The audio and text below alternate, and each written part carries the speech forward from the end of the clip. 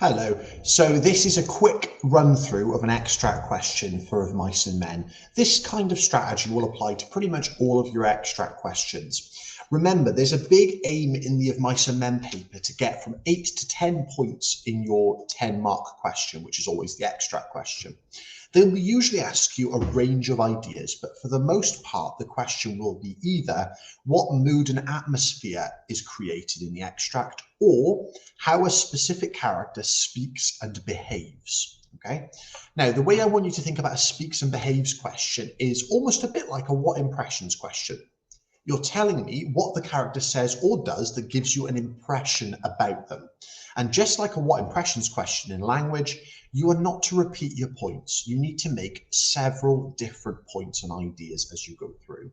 The worst thing you can do is just say, for example, Lenny is unstable, and you say that he's unstable 27 times. That is not going to get you 27 marks. That's going to get you 1 because you've said the same point several times. So that's something to keep in mind as we go through this extract question. So I'm going to start sharing now, and hopefully you'll be able to see what I'm going to go through. So there we go. Now, when it comes to looking at an extract question, approach it in the same way that you would approach any piece of text all the way through school. You go into it, you have a look at it first, and read it through thoroughly. You have 20 minutes to answer this question. I would recommend you spend at least 5 minutes reading it and engaging with it.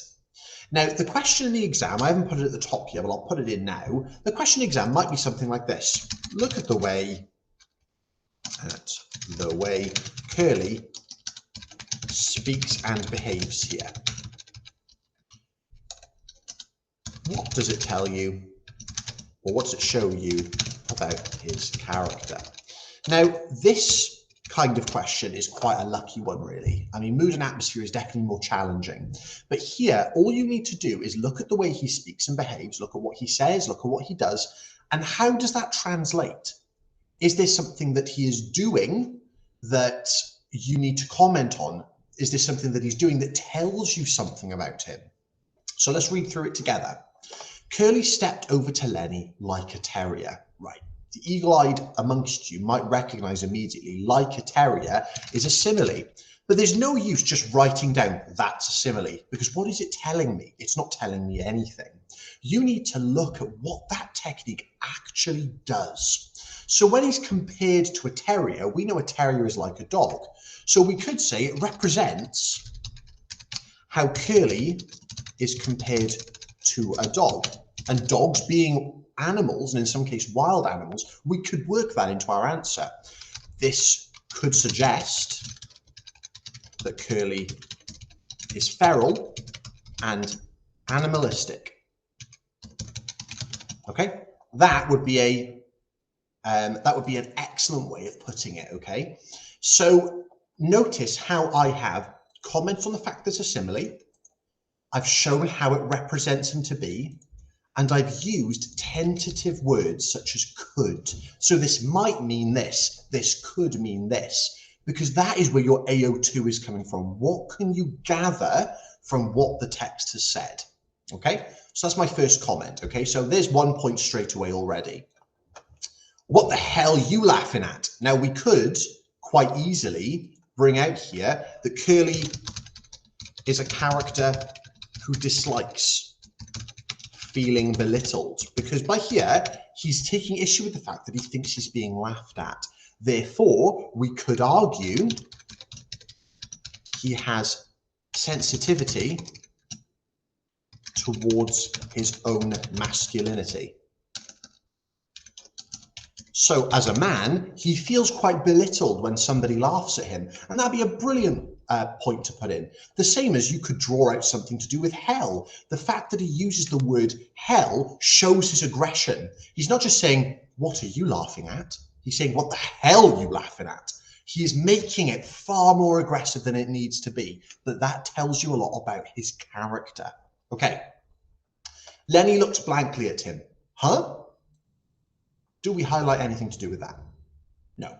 Okay. The question has specifically asked us to look at Curly. So we're not looking at anything else. However, Sometimes characters will react to or talk about the character in the extract you're given.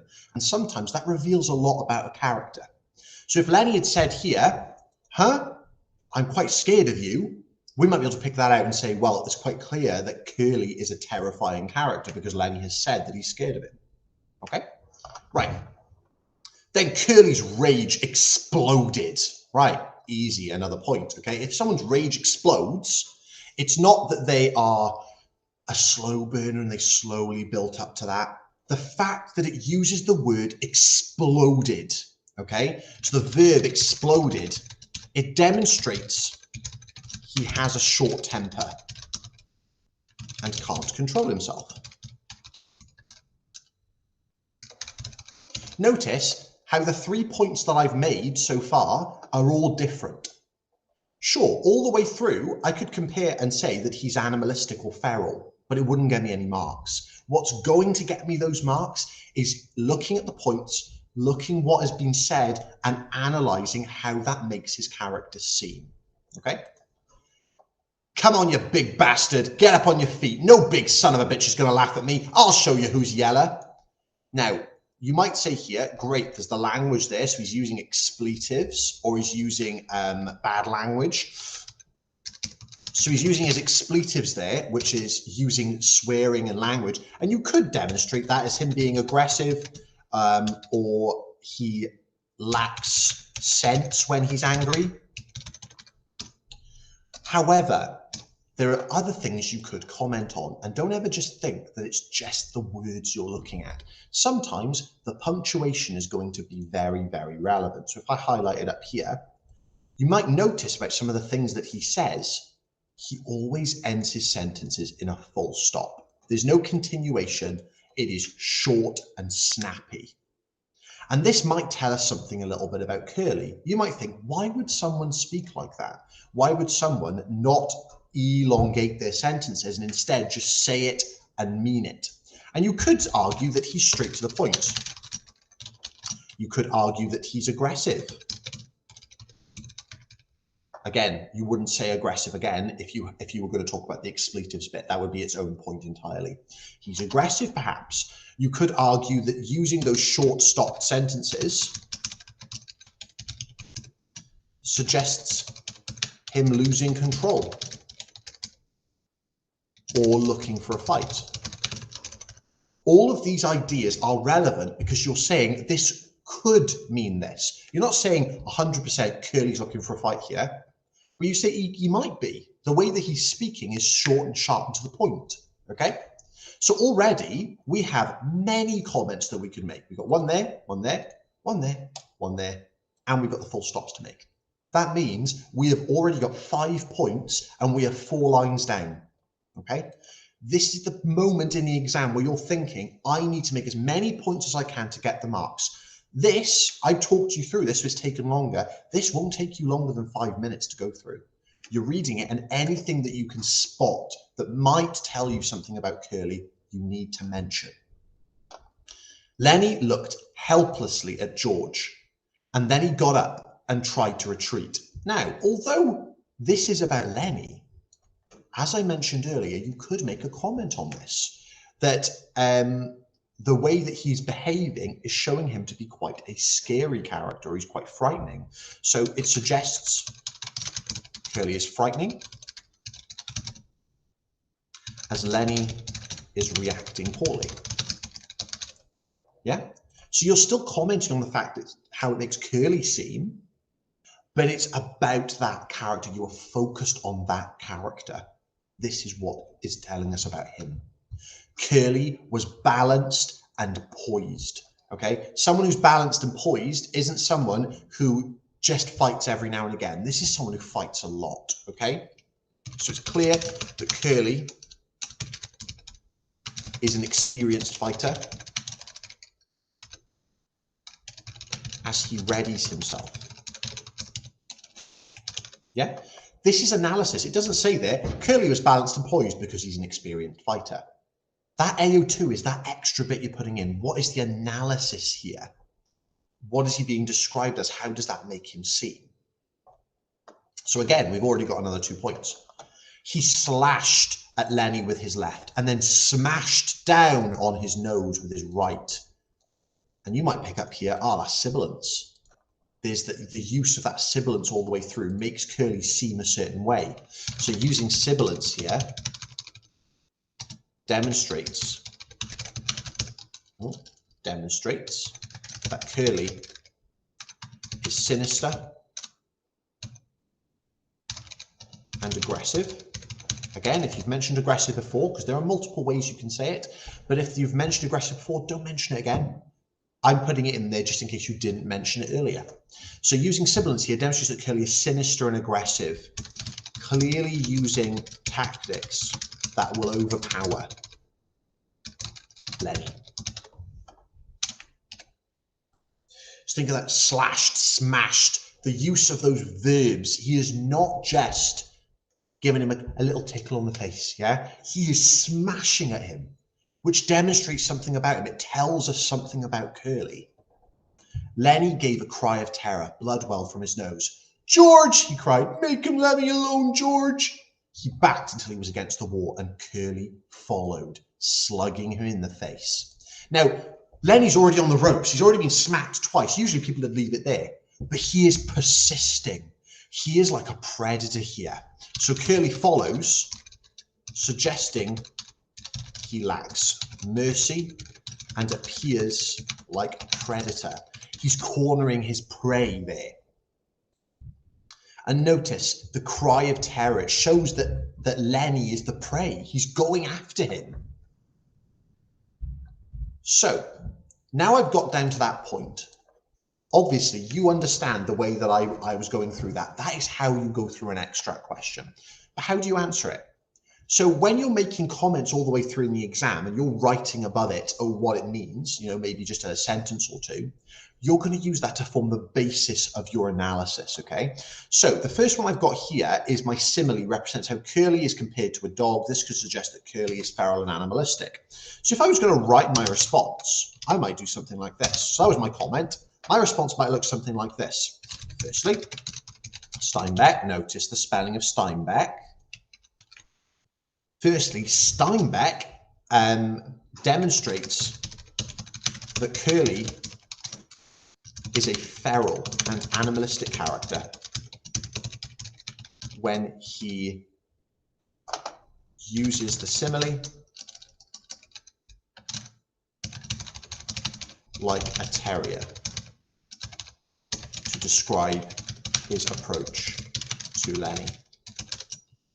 This gives the idea, or this gives the reader potentially, so this gives the idea that Curly is uncontrollable, much like an attack dog. Yeah, so although a terrier isn't really an attack dog, it's quite a small dog, so it's quite insignificant, you can make multiple points related to that. So my first point is the idea of a feral and animalistic character. It doesn't tell me in the text Curly is animalistic and feral, but I get that from my quote. So anything that I can pull out of that quote and demonstrate it here, and potentially down here, that is your AO1, your knowledge of the text, combining with your AO2 to form a point. And that would be a mark, because you're talking about something that isn't in the text. You're using your inference skills to demonstrate your understanding and knowledge, okay? And this applies to every single extract question. This is not something that you can just think of for one extract. This will apply to every extract you do. Now, some of you might be asking, well, what if the question was a mood and atmosphere question? So what mood or atmosphere is created in that extract? That's a bit more challenging. So we're going to go back up to the top here and we're going to change the question. What mood or atmosphere does Steinbeck create in this extract? Notice that it's not about a specific character, and sometimes it won't be, and sometimes you're going to have to think about that mood and atmosphere question. So mood and atmospheres, in your terms, might be the vibe you get. So what vibe do you get from the text? Does it change? And most of the time, the WJEC are looking for you to comment on when the mood and atmosphere changes depending on what a character does. So as an example, if we look at the first couple of lines, Curly stepped over to Lenny like a terrier. What the hell are you laughing at? We could say that creates quite a tense atmosphere as we know he is threatening him. So using that quote, we could demonstrate the tension that is palpable in the room, that we know something's going to happen. It creates a foreboding atmosphere. It creates a downtrodden mood or a tense mood. Those are the things you're going to be commenting on a mood and atmosphere question and when they change. So we start off with the threats and the tense atmosphere, and then all of a sudden we change and get a very aggressive, violent atmosphere when he starts punching Lenny. So this is what they want you to track, is how the mood changes, how it adapts, what do people say and do that changes that mood. So it's straightforward, can be a bit trickier than doing a direct character question, but it's still doable, okay?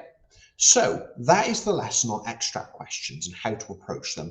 The next video is going to be related to essay questions, how to construct them, and how to put context into them in enough AO1 to make sure you're getting the marks, okay? But thank you for tuning in and thank you for listening to this video. Hopefully it wasn't a complete waste of time and you've got something from it, and I will see you very soon. Thanks very much.